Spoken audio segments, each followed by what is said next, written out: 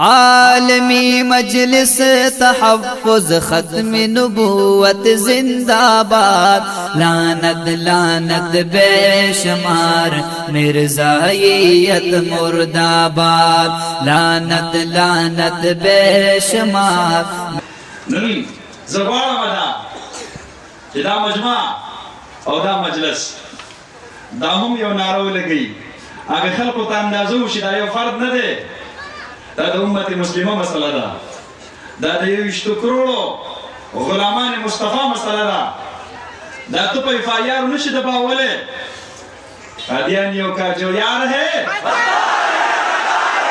آواز تیز پکار دے، قادیانیوں کا جو یار ہے حرمت رسول پر جان بھی قربان ہے. جزاکم اللہ. نن موږ په پاکستان کې اعلان کړی دی، خلکو ته وایو خلکو راځئ زموږ سره ودرېږئ، د ناموس رسالت د قانون خلاف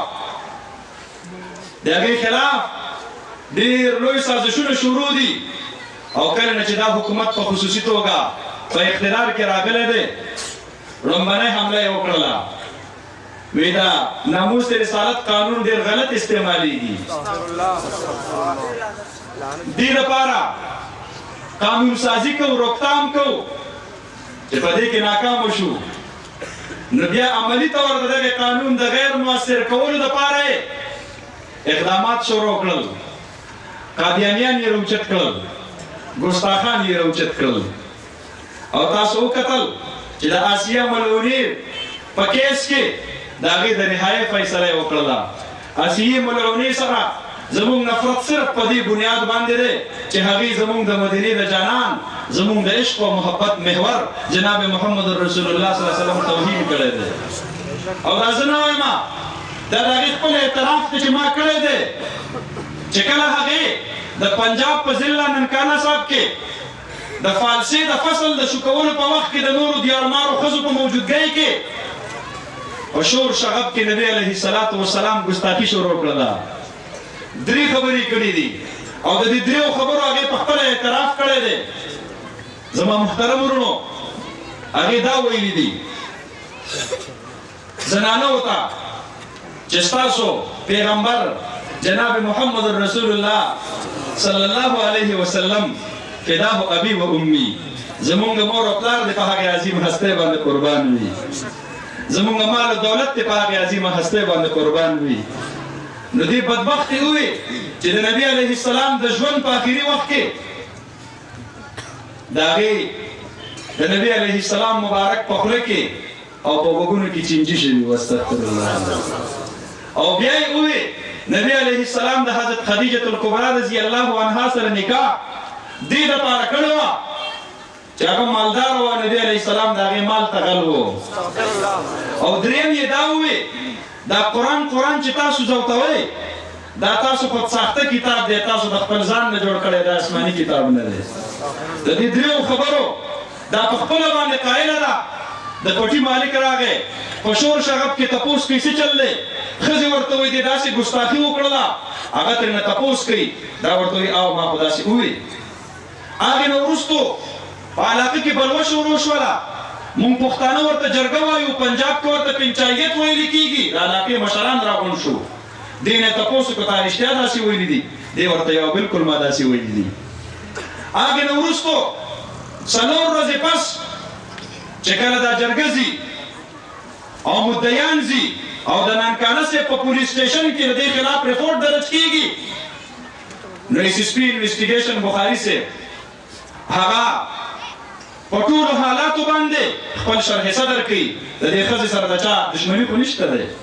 مرګ مټیزه خو نشته دی، د پیسو لاندې باندې خو نشته دی،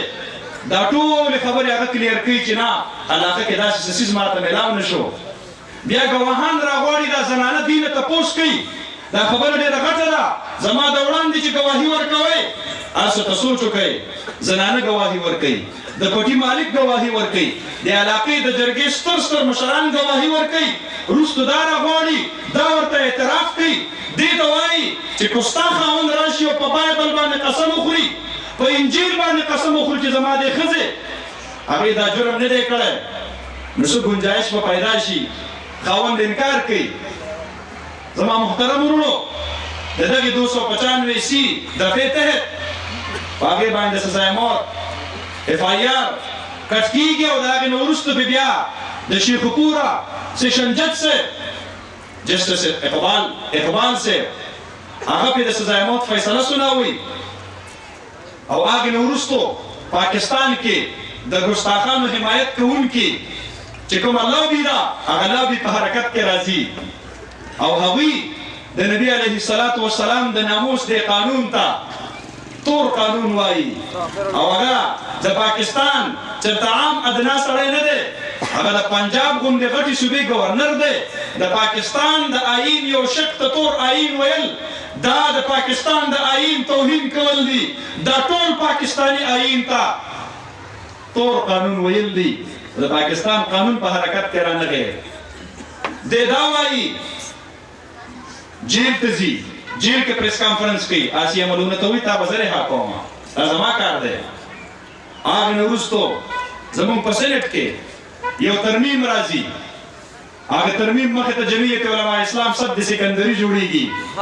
او ما ته اوس هم یاد دي د خپل قائد محترم هغه الفاظ راته یاد دي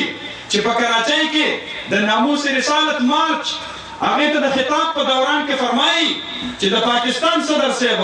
د پاکستان وزیر اعظم صاحب او د پاکستان حکمرانانو کو تاسو ویټیکن سټي ته تللی او هلته هم د پوپ بینیډکټ سره دا عهد کړی وي چې موږ په پاکستان کې ناموس رسالت قانون ختمو نو یاد ساتئ زه هم د روضه رسول صلی الله علیه وسلم نه راغلم او د سلام په دوران کې مې د مدینې د جانان سره دا عهد کړی دی چې د پاکستان په خاوره باندې به د ناموس رسالت قانون تحفظ مونږ کوو انشاءالله سیاسي دباو راغی پیپلز پارټۍ حکومت وروسته لاړ شو او دا بدبخته د خپلې خبرې نه وروسته نه شو بار بار به مجلسونو کې دا خبرې کولې ممتاز قادري غازي پې الله راپاسو موږ حکمرانانو ته وایو چې کوم وخت کې ستا قانون په حرکت کې نه راځي نو د لاقانونیت ذمهدار به بیا ته یې چې په کوم وخت کې ستا قاضي ګستاخ ته سزا نشي ورکولی زما غازي به په حرکت کې راځي دا مسله د عشق ده دا مسله د ایمان ده په دې کې موږ د چا سره کمپرومایز او مصلحت نه کول غواړو زما محترم ورونو او بیا په سن 2015 کې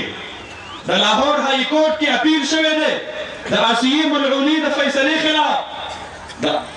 15 کاله جانچ پړتال نه وروستو د هائی کورټ یو جج نه د ججانو بینچ فیصله کوي وایي دا چې کوم د سیشن کورټ فیصله ده دا ټیک ده دا ښځه ګستاخه ده او دې ګستاخې له سزای موت ورکول پکار دي چې کله د هغې د طرف نه توثیق راځي او تایید راځي په هغه وخت کې عیسائی دنیا متحرک کیږي او د کیتولیک فرقې مشر پوپ بینیډکټ د په ویټیکن سټي کې د 199 ملکونو سفارتکارو ته د خطاب په دوران کې وایي چې پاکستان دې د ناموس رسالت قانون ختم کی آسیه ملعونې ته د رهایي ورکړي زه د یو مسلمان طالب العلم په حیثیت باندې ستاسو په وساطت سره د دغې خلکو نه تپوس پوښتنه کول غواړم چې ای د عیسایانو مشره ته هم پیغمبر باندې په یو پیغمبر باندې ته هم ایمان لرې عیسی علیه السلام ته برحق پیغمبر وایي زه ورته هم برحق پیغمبر وایم خو ته د هغه نه وروستو بل پیغمبر نه منې او زه د هغه نه وروستو جناب محمد رسول الله صلی الله علیه وسلم پیغمبر منم ما تر ننه هیله پورې یو نیم عرب مسلمانانو کې ستا د پیغمبر د توهین تصور چا نه دی کړی د هغه احترام او عزت د خپل ایمان حصه ګڼم کو تاسو یهودیان یې د موسی علیه السلام د عزت او د ناموس د هغې حفاظت په خپل ایمان حصه ګڼم ما ستاسو د انبیاء کرامو علیهم الصلوات والتسلیمات بې عزتي او ګستاخي نه ده کړې ته ولې زما د پیغمبر صلی الله علیه وسلم ګستاخي کوې او د هغې ګستاخانو پشت پناهي کوې نن ستا په دغه یورپي ملکونو کې ولې د توهین مذهب قانون رایج نه دی یو ملکونو کې توهین مذهب قانون رایج دی بلاسفمی لاز دا په 71 ممالکو کې رایج دي د هر چا خپل مقدس شخصیات دي عمده برطانیه ده په برطانیه کې چې یو سړی په زړه باندې ورته ډېرې خبرې جمع شوي او مجلس کې نشي کولی نو په هایډل پارک کې یو سافټ کارنر دی یو ګوټ دی باقاعده ځای ورله مختص کړی دی هلته لاړ شه او چې چاته بکواس او چاته کنځل او چاته بدې ردې ویلی شي خو په هغه ځای کې هم د برطانیې ملکې ته او ورسره د عیسی علیه السلام ته د هغې توهین نشي کولی دا د چرچ توهین دی دا د مذهب توهین دی نو که ستا په ملک کې ستا د نبي علیه السلام د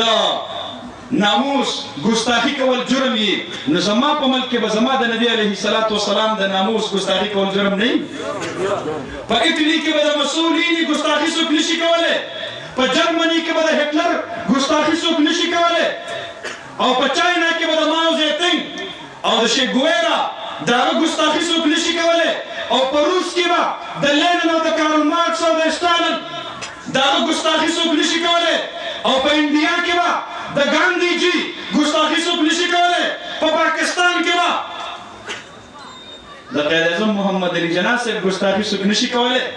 او د نبی علیه السلام ګستاخي به ازادي رایې وي ته ما په دلیل باندې پوه کړه ما ستا ګستاخانو ته پناه نه ده ورکړې ته زما ګستاخانو ته ولې پناه ورکړې سلمان رشدي کومه کارنامه کړې ده تسلیمه نسرین کومه کارنامه کړې ده مشال کومه کارنامه کړې وه چې د هغه خاندان له تفریح ویزې ورکړلې نن ته زما د ګستاخانو باره کې دا ریمارکس ورکې چې پاکستان دې سزا نه ورکوي ستا یورپین یونین تا سره ولاړ دی ستا یورپین پارلمنټ تا سره ولاړ دی حالانکې په دغه یورپین یونین په قوانینو کې دا لیکلي دي چې د هولوکاسټ توهین چا وکړ هغه ته به سزای موت ورکولی کېږي ته خو پخپله د هولوکاسټ په توهین باندې سزای موت جرم ورکولی شي او ما ته چې د مدینې د جانان توهین چا وکړو هغه ته سزای موت د هغې سزا اجازت نه راکړې زما د ملک په عدالت کې ته مداخلت کې زما د ملک په سیاست کې ته مداخلت کې هغه ځای نه تنبیه راولېږله خبر خلاصوم سن 2018 اکتوبر کې زموږ جج فیصله وکړله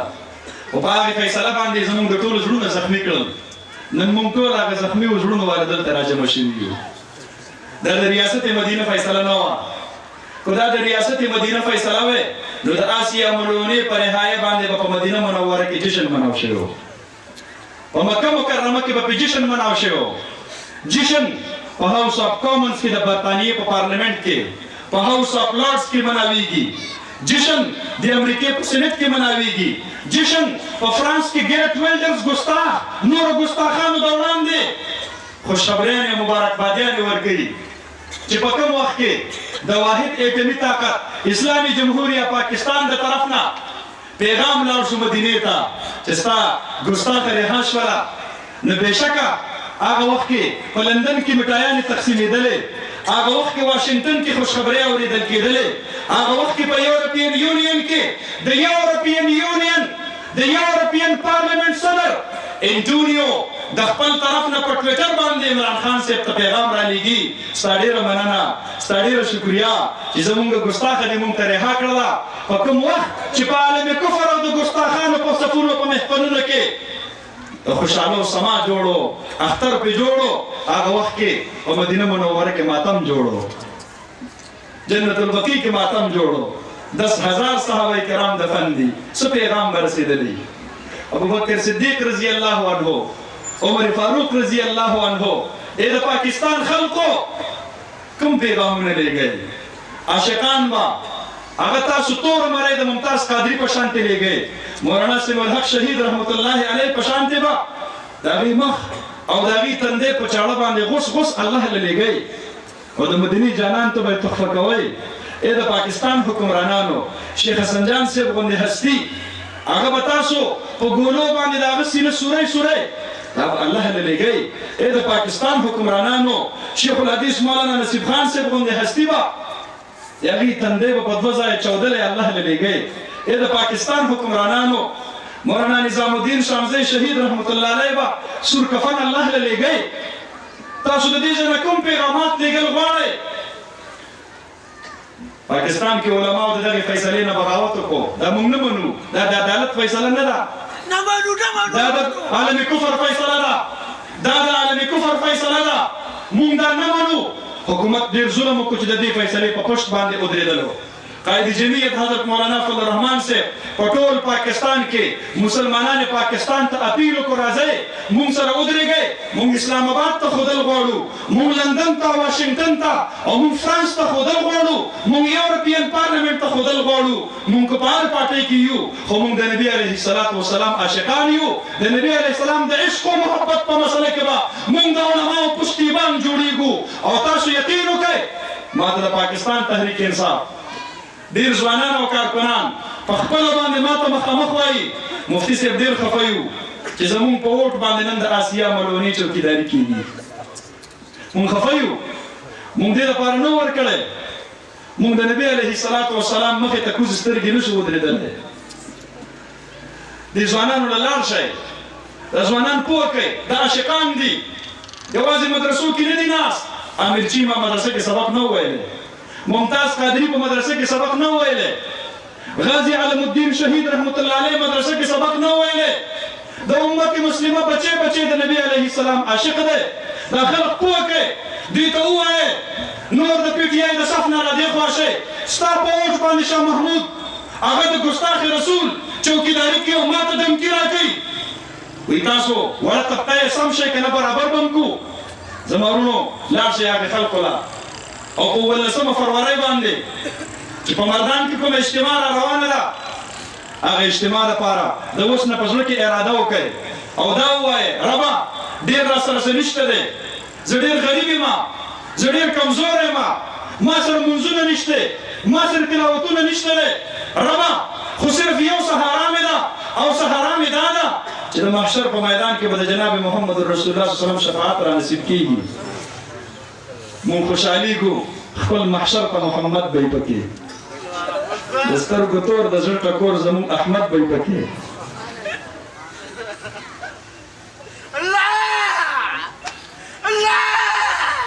زمونږ زړونه خفه دي، مونږ الله رب العالمین ته خپل زړه ښودل غواړو. ربه مونږ نه مه خفه کېږه، دا زمونږ فیصله نه ده، مونږ په دې فیصله نه یو خوشحاله. مونږ د پاکستان د جج د دغې فیصلې پشتپناهي نه کوو، مونږ د شاه محمود قریشي ملګرتیا نه کوو، مونږ د فواد چودھري ملګرتیا نه کوو، مونږ د عمران خان ملګرتیا نه کوو، مونږ د حکمران پاکستان ملګرتیا نه کوو. ربه زمونږ خو دغه یو واحده سهارا ده، مونږ د نبي علیه الصلاة والسلام د ناموس رسالت د قانون سره وفاداري کوو او انشاءالله په دغه ورځ باندې به ثابتوو،